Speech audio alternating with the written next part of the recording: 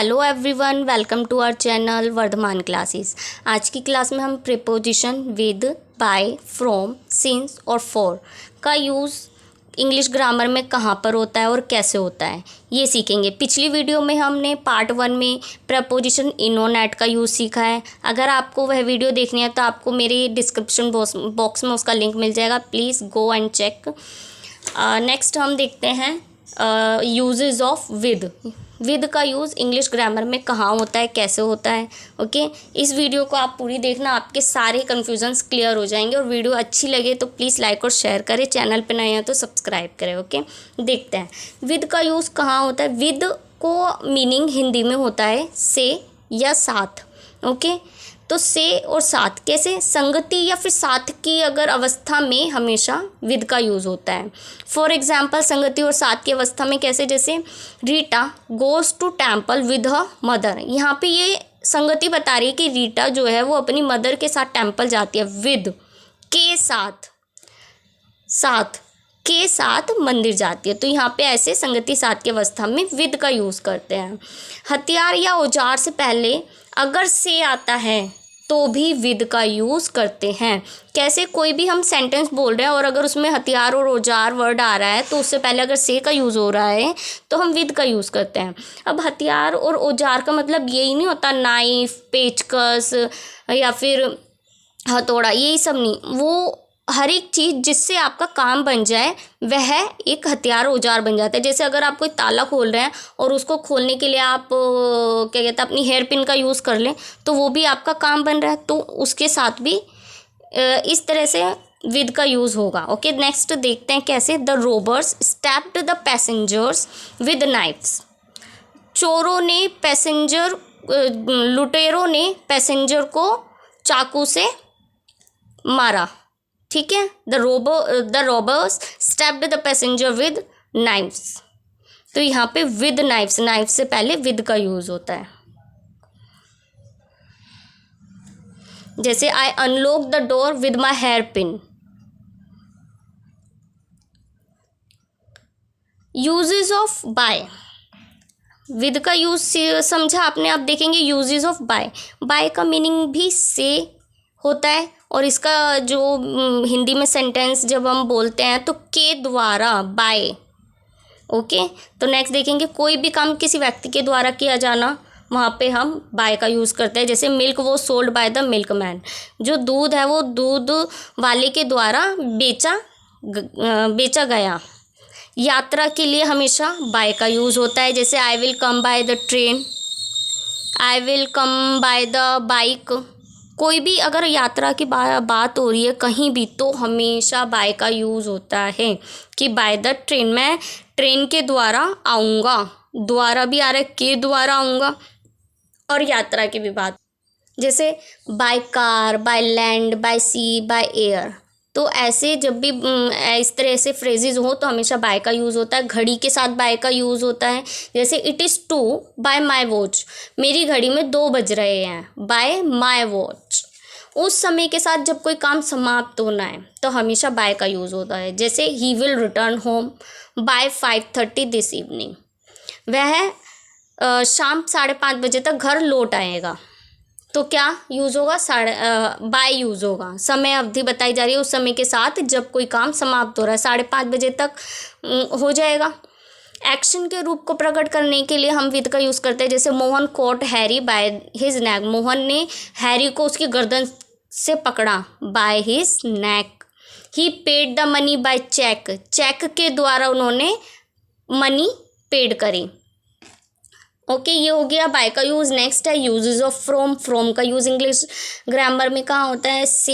हिंदी में इसका मीनिंग होता है से, या फिर जब कोई चीज़ किसी चीज़ से अलग होती है तो हमेशा फ्रॉम का यूज़ होता है उस कॉन्सेप्ट में। किसी स्थान या वस्तु से अलग होने की अवस्था में, किसी भी स्थान या वस्तु से जब अलग होने की कोई अवस्था होती है, पता चलता है सेंटेंस पढ़ के, तो हम फ्रॉम का यूज़ करते हैं। जैसे she came back from Chandigarh, she came back from Chandigarh, वह चंडीगढ़ से अलग हो रहा है, चंडीगढ़ से वापस आया है। तो चंडीगढ़ से पहले फ्रॉम का यूज़ होगा। She came back from Chandigarh. The leaf fell from the tree, जो लीफ है वो ट्री से गिर रहा है। The leaf fell from the tree, यानी कि पत्ता पेड़ से गिरा, यानी पत्ता जो पेड़ से अलग हुआ तो फ्रॉम द ट्री। सोर्सेज बताने के लिए कि यह चीज़ कहाँ से आ रही है, किससे मिली है, तो तब भी हम फ्रॉम का यूज़ करते हैं। जैसे light comes from the sun, light कहाँ से आती है, सन से, from the sun. Indefinite tense में समय के साथ, जब भी इनडेफिनिट टेंस है वहाँ पे अगर समय आ रहा है कोई भी, तो हमेशा विद का फ्रॉम का यूज़ करते हैं। जैसे you should start this work from tomorrow, तुम्हें यह काम कल से शुरू करना चाहिए। इनडेफिनिट टेंस है, टुमारो कल से शुरू करना चाहिए, से, फ्रॉम टुमारो। नेक्स्ट है uses of to. Okay, next है यूजेस ऑफ टू। टू का मीनिंग भी हिंदी में वही होता है, से, मिलने के लिए हम टू का यूज़ करते हैं।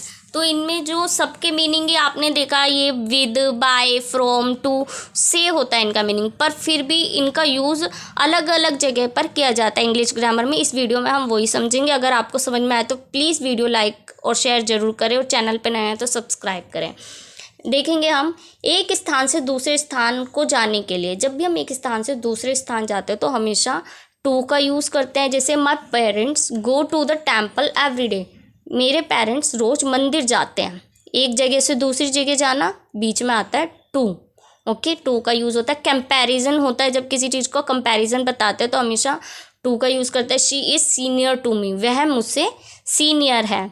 इनडायरेक्ट ऑब्जेक्ट है कोई, तो उससे पहले हम हमेशा टू का यूज़ करते हैं। Hand over this pen to her, indirect object है, ये पेन उसको हैंड ओवर कर दो, उसको दे दो। अगर किसी सेंटेंस में गो, वेंट या गोन आए तो स्थान के नाम से पहले हमेशा टू लगाते हैं। जैसे कि मैंने ऊपर दिखाया है, स्थान के नाम से पहले टू का यूज़ हुआ है, एक जगह से दूसरी जगह जा रहा है। और दूसरा इसकी ट्रिक ये है कि अगर आप देख रहे हैं सेंटेंस में गो, वेंट या गोन है तो स्थान के नाम से पहले ऑलवेज टू का यूज़ होगा। He will go to Agra, वह आगरा जाएगा। He went to Delhi yesterday, वह कल दिल्ली जाएगा। Sorry, he went to Delhi yesterday, मैं कल दिल्ली आया।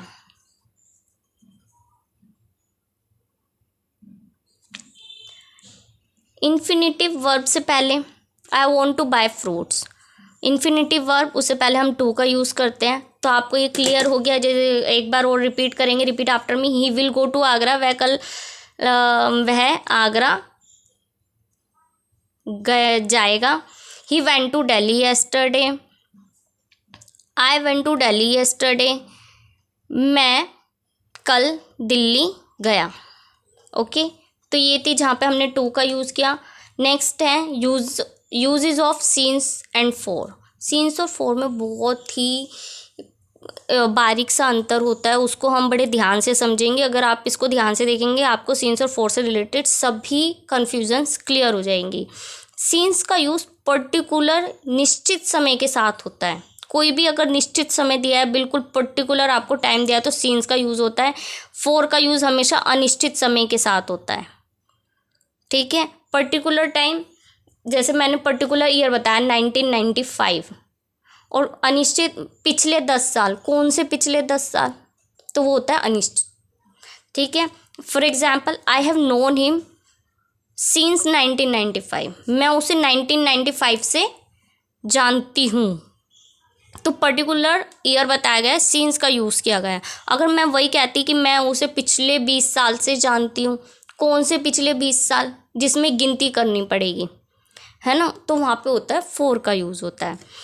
I have known him for 12 years, मैं उसे पिछले 12 सालों से जानती हूँ। तो पर्टिकुलर टाइम नहीं दिया है, तो इसलिए हमने यहाँ पे फोर का यूज़। फोर का यूज़ एक वस्तु के बदले दूसरी वस्तु लेने के लिए भी किया जाता है। जैसे he bought a wrist watch for 1000 rupees, उसने 1000 रुपये के बदले रिस्ट वॉच खरीदी।